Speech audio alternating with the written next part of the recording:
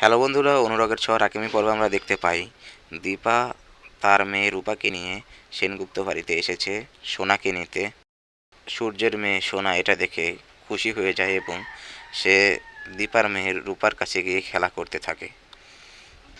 দীপা সোনাকে নিয়ে যেতে এসেছে শুনে সূর্যের মাথা গরম হয়ে যায় এবং সূর্য বলে যে তার মেয়ে তার পারমিশন ছাড়া কোথাও যেতে পারবে না। এবং এ কথায় দীপা বলে যে আমাদের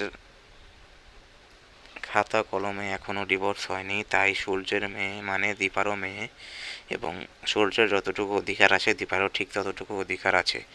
এ কথা বলে দীপা সোনাকে বাসা থেকে নিয়ে যায়।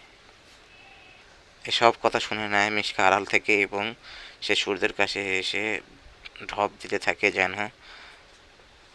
সূর্য দীপাকে ডিভোর্স দিয়ে দেয়, এতে যাতে সব সমস্যার সমাধান হয়ে যায়। এবং সূর্য সেই কথায় রাজি হয়ে যায় মনে মনে।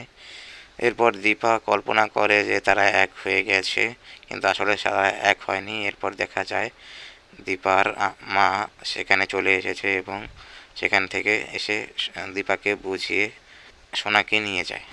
এরপর দেখা যায় দীপা বাড়িতে চলে এসেছে, এসে দেখে কে একজন জানি দীপার রুমে বসে রয়েছে এবং দীপা যখন তার ঘরের লাইটটা জ্বালায় তখন দেখতে পায় যে সূর্য এসে দীপার ঘরে এসে বসে রয়েছে। এবং দীপা সূর্যকে প্রশ্ন করে যে তিনি কেন দীপার কাছে এসেছে।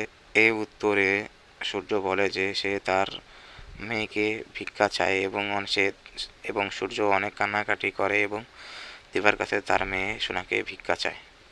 এরপর দেখা যায় দীপার মেয়ে রূপা সূর্যের জন্য নাস্তা রেডি করে এনেছে এবং দীপার মেয়ে রূপা সেই নাস্তা সূর্যকে খাইয়ে দেয় এবং সূর্য রূপাকে খাইয়ে দেয়। এদিকে দেখা যায় মিশকা সূর্যের খোঁজে হাসপাতালে এসেছে, কিন্তু এখানে এসে দেখে যে সূর্য হাসপাতালে নেই।